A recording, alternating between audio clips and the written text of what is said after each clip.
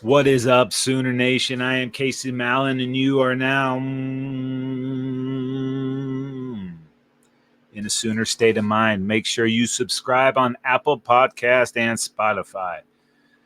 BetOnline is the world's most trusted betting platform and your number one source for everything football. BetOnline has every stat, every matchup, and even live odds and spreads to bet on during the games. Think you know your stuff? Get in on our 200,000 mega contest and pick 5 games against the spread every week for your chance at weekly prizes and a share of $200K. When the game's over, head on over to our online casino and get in on a game of blackjack or poker, or unwind with one of our over 150 slots games. Head to the website today to get in on the action. Bet online, the game starts here. On today's show, week 1 is in the books. We'll take a quick look back before we move on to week 2. The AP and the coaches' polls are out, and we have thoughts. The NFL kicks off this week. We'll check in with some of our Sooners in the league. There's not a lot of great games in the week 2 college season, but we're going to take a look at the best of them. And, of course, we will preview the Sooners game as they host the Houston Cougars. Sooner Nation, what is good? We hot, young, running free, a little bit better than we used to be? Oh, hell yeah. Now that everyone has played at least one game, we got a new AP and a new coaches poll. No big surprises out there, except maybe how much the AP writers love Miami and how much more they love Tebow and USC. Miami's beat down of the Gators in the swamp. Chomp, chomp, a chewy chomp. It's a trigger. Sorry, I have to say it. They impressed the Riders enough to move the Canes up 7 spots from 19 to 12. It's a pretty big jump. The Riders love the Trojans even more. They moved up 10 spots from 23 to 13 after a last-minute win over LSU. 10 spots. The only team to lose a game that was ranked higher than the Canes and the Trojans was LSU. Florida State was a placeholder there, but that doesn't really count. All the other teams won their games, some by 45 or 48 points or more, but it did not sway the Riders. The Riders also dropped the Oregon Ducks 4 spots for not destroying Idaho. Now, granted, it was only a 3-point game with just over 5 minutes left in the fourth quarter. Even so, the game was not as close as it seemed. A missed field goal by Oregon, a fumble deep in Idaho territory, 1 of 3 on 4th down. Oregon had a bunch of chances to put this game away, but didn't. Even so, DG, 41 of 49, 380 yards and 2 touchdowns. And that was all going on while that Doug D dominated the Idaho Vandals. I love alliteration. Limiting those Vandals to just 217 total yards. But I'm guessing most of those riders saw the score and didn't actually watch the game. Not much respect for a team that's 14-2 in their last 16 and maybe the leading Heisman candidate. But you know what? We're probably going to find out more about these Ducks this week as they host Boise State, and we'll get into that business in just a little bit. Back to the Canes. They did look good, and Cam Moore did play himself into Heisman contention. But the Gators, this team is 4-10 in their last 14. It's not like they went and crushed a good team. They beat a team that's been reeling, and I got to think that Billy Napier might be in a little trouble. That being said, these Canes have a very favorable schedule down the stretch and would have to Amber Heard the bed to not make the playoffs. LaCroix, if you're watching, we're listening. And as much as it pains me to say it, USC did look pretty good on Sunday night. Miller Moss looked outstanding. And that suck defense, I mean, USC was actually making tackles. I'm sure Trojan fan was just as shocked to see that as well. Even so, LSU was sloppy. 10 penalties for 99 yards, including a couple that came at the worst time possible. And now that's 5 straight season opening losses for LSU. So it was a big win for the Trojans and a big win for the Canes. I just don't know that either of those teams did enough to jump a bunch of teams that also won in impressive fashion. Like I said, other than LSU, Clemson, technically LSU, no other teams in the top 20 lost, with Georgia and Ohio State both sitting at the top 2 in both polls. The Sooners' 48-point demolition of those Temple Owls was good enough to move them up 1 spot in the writers' polls and 3 spots in the coaches' poll.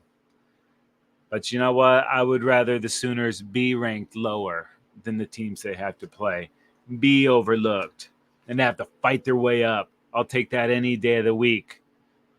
None of it really matters now anyways. So much football left to be played this season. And it's really going to be about a month before we know who some of these teams really are. So good things come to those that wait. We'll be patient with that. I'm not worried about it. Now, what are we getting into on Saturday? That is when our Oklahoma Sooners will be hosting the Houston Cougars. This will be the 4th time these teams have played. OU leads the all-time series 2-1, with the most recent win coming in 2019 with the Sooners rolling 49-31. Jalen Hurts, 508 total yards, 6 touchdowns, 3 rushing, 3 passing. Pretty good game. Hopefully we see more of that on Saturday. Less of the Cougs scoring, more of the Sooners scoring. Those Cougs coming off a very disappointing 27-7 loss at home to UNLV. The Running Rebs dominated that game start to finish, held Houston to just 235 total yards, including only 38 yards on the ground on 26 carries, or 1.5 per carry. To put that into perspective, the Cougars had almost twice as many penalty yards as they did rushing yards. Not a formula for winning football. Now, the passing wasn't much better. Donovan Smith, 15 of 30, 135, 2 interceptions, no touchdowns. Houston didn't even get into the end zone until about a minute left in that game. And UNLV dominated both lines of scrimmage. You heard what they did on defense. On offense, 195 rushing yards. That defense, 10 TFLs, 6 sacks. So why didn't they do much passing? Why pass when you can run? They ran all over those Cougs. Didn't have to throw the football. I like that formula. Now, Houston named Willie Fritz as their 16th head coach in December of last year. Fritz was the back-to-back American Athletic Conference Coach of the Year. 31 years of college head coaching. He's 5th nationally among active FBS coaches. That puts him top in the Big 12. 208 FBS wins, led Tulane to consecutive American Conference title games in 22 and 23. And Sooner fan might remember Fritz from his time in Tulane, that epic USC collapse versus Fritz in the Green Wave in the Cotton Bowl just a couple years ago. Now, isn't it ironic that we get Fritz this week and the Green Wave next week? Don't you think? You think? Well, not 10,000 spoons when all you need is a knife, ironic, but still. Just got to beat Fritz this week and Tulane next week.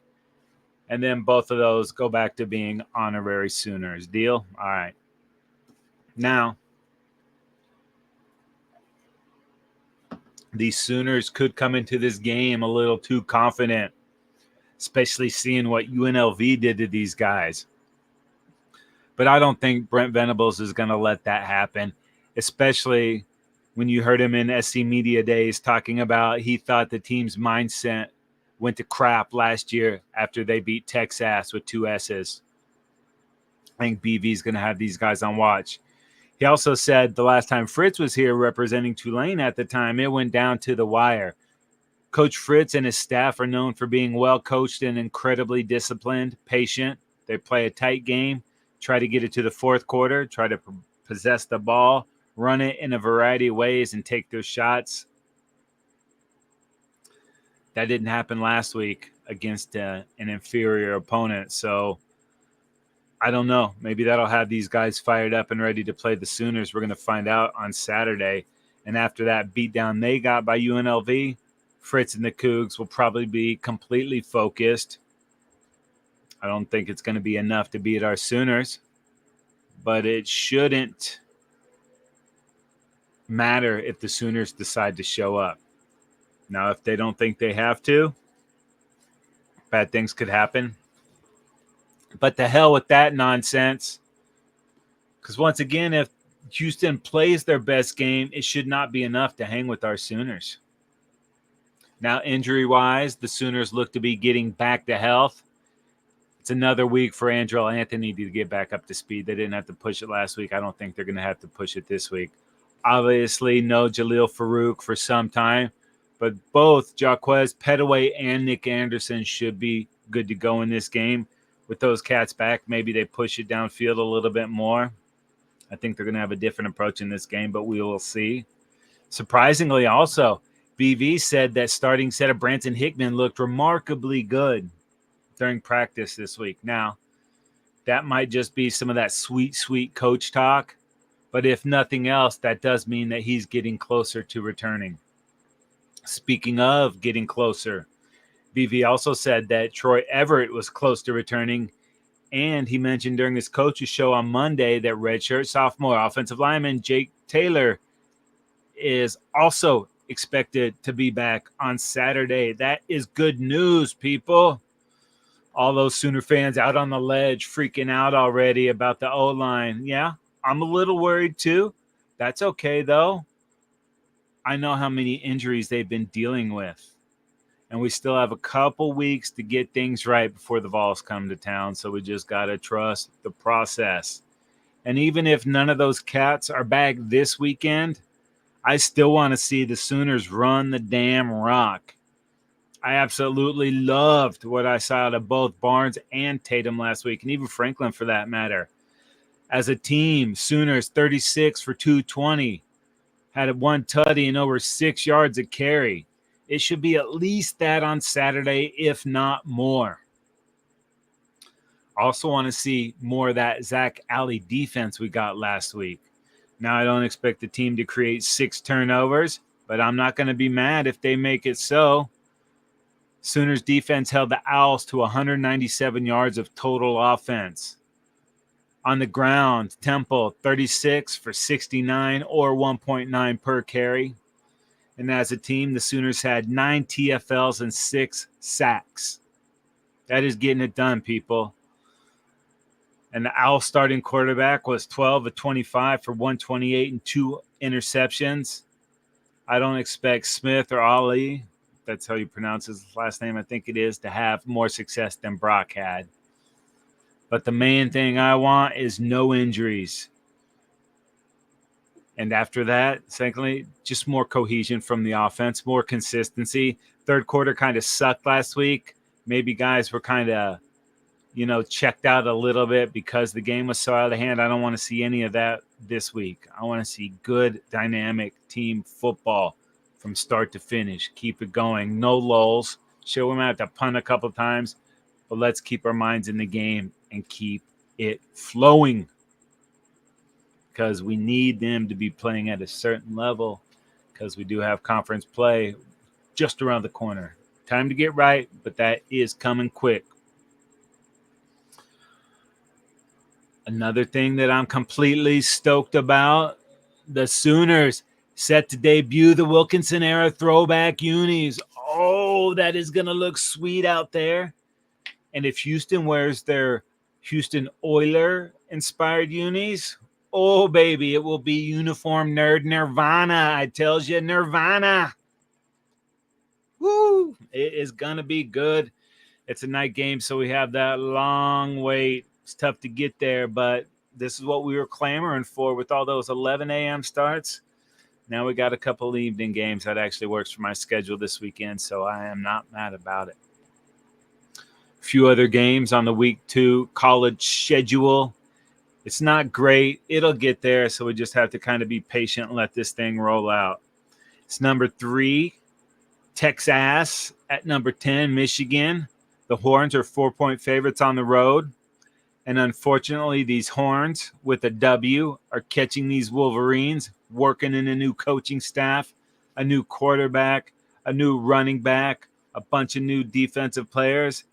But besides the hate for Texas, we're obviously rooting for Coach Moore. And I don't know what Michigan's going to look like. They kind of struggled last week before they pulled away late. It is going to be rocking there in Ann Arbor, in the big house. But either way, a team ranked ahead of the Sooners will take an L, and that is overall a good thing for us. Let's hope it's Texas. Arkansas at number 16, Okie State. Those Pokes are 8.5-point favorites at home. QR code or not, little different level of competition, but last week these offenses combined for 114 points, a bunch of rushing yards, and a bunch of rushing touchdowns. So this should be a pretty fun game. It's number 17, Kansas State versus Tulane. Kansas State 10-point favorites in this game. I got a little soft spot for K-State. I kind of like them. I'm digging that purple and gray now that we don't have to mess with them. Kind of like to see them do well, but I am more interested in scouting Tulane before they come to town next week. Kind of see what they're all about. Put some eyeballs on that game for a little bit. And then we got number 14 at Tennessee. At 24, NC State. The Vols are 4-point favorites on the road. Besides UT and Michigan, this is the only other game featuring a matchup between ranked teams. Wolfpack got hot last year, a 5-game winning streak to end the season before they lost to Kansas State in their bowl game. And last week, Tennessee looked outstanding. They have serious natty aspirations, but they got a couple of brutal games coming up. Hopefully a couple weeks it's brutal for them in Norman. And then they got Bama and Georgia. It's going to be tough. I think Ole Miss too. I'm not sure. But either way, it's going to be a pretty good game. Then we have Boise State at number 7, Oregon. The Ducks are 19.5-point favorites. DG and those Ducks did struggle a bit last week, but they moved the ball up and down the field. That defense, pretty solid too. They gave up a couple of touchdowns on short fields. And then Boise last week, oh my God. Their running back, Ashton Genty, had 20 carries, 267 yards, and 6 tutties. Do the math, people. That's 13 yards a carry. Now, I don't expect anything close to that this week. But even saying those numbers out loud sounds kind of crazy. Now, I'm definitely rooting for some dime time and a Ducks win. But it'll be interesting to see if Boise can run the ball like that. I don't think so. I think these Ducks don't like the disrespect they got in the polls. And maybe they're going to take it out on Boise. We shall see. The NFL also kicks off this week. Oh, baby. It's a bunch of football. I am digging it. Creed Humphrey and the newest chief, my Facebook friend, Samaje Perine. Creed's world champion Kansas City Chiefs are hosting Mark Andrews and his Baltimore Ravens. That's the season opener on Thursday night. Chiefs dropped that game last year to the Detroit Lions, trying to beat these Ravens. Ravens trying to get to a Super Bowl. Number 1 seed last year, number 1 running team, league MVP, one of the top defenses. It still wasn't enough to beat these Chiefs. Chiefs looking for an unprecedented 3rd straight Super Bowl. That would be pretty good if that was it. But then we get more football on Friday night. It's former Sooner Jalen Hurts, former Sooner Lane Johnson, and those Philadelphia Eagles taking on the Green Bay Packers on Friday night in Brazil. Jordan Love making some hay. Talked about in the league MVP chat early. This is a huge game. Both of these teams were playoff teams last year. One of them's going to start with an L on the road. And when I'm talking about on the road, we're talking São Paulo, Brazil. It's going to be good, though. It's Friday night NFL football. Oh, yeah. That gets us to Saturday for all the college goodness. And then more NFL football on Sunday. Kyler Murray and those Cards headed to Buffalo to take on the Buffalo Bills. Baker, shake and bake, baby. He's hosting Tress Way and the Commandos down at the Big Sombrero. A bunch of Sooners on the Vikings taking on the Giants, Eric Gray and the Giants. A lot of Sooners on the Broncos, too. They're going to be in Seattle to battle the 12s. Joe Mixon, no longer a Bengal. He's on the Houston Texans. And those Texans are on the road at Indy, taking on the Colts. One of the few divisional battles from week 1 in the NFL. And then it's CD Lamb, the newly 136 milli CD Lamb. First round draft pick, Tyler Guyton, getting the start at left tackle from Bill Beatenbow University. All Bill does is put linemen into the NFL. Tyler worked his way up to get that starting gig for the Cowboys. And recently added Jordan Phillips. He's back on the Cowboys now. Those Cowboys will be taking on Obo and the Cleveland Browns in the afternoon game on Sunday. And then a recently gruntled Trent Williams back with the Niners and Braden. They'll be doing it up on Monday Night Football against Aaron Rodgers and those New York Jets. And hopefully Rodgers' Monday night 2024 debut goes much better than last year's. 4 plays in, tore that Achilles. Total bummer for the Jets. Total bummer for the NFL. And hopefully he can stay healthy all season and we can see what that Jets team is made of. Obviously, I'm a football sicko. I love my Sooners. I love college football, and I love the NFL too. And if you're a sicko, make sure you check out the Trend Zone. That's a Football Dudes NFL podcast. And just like Sooner State of Mind, go ahead and like and subscribe on Apple Podcasts and Spotify. It's a twofer, baby. Get it done, and you don't miss any of the good stuff. Also, head on over to Believe.com. That's BLEAV.com. Oh, I almost did it right there in the corner. You see it, baby.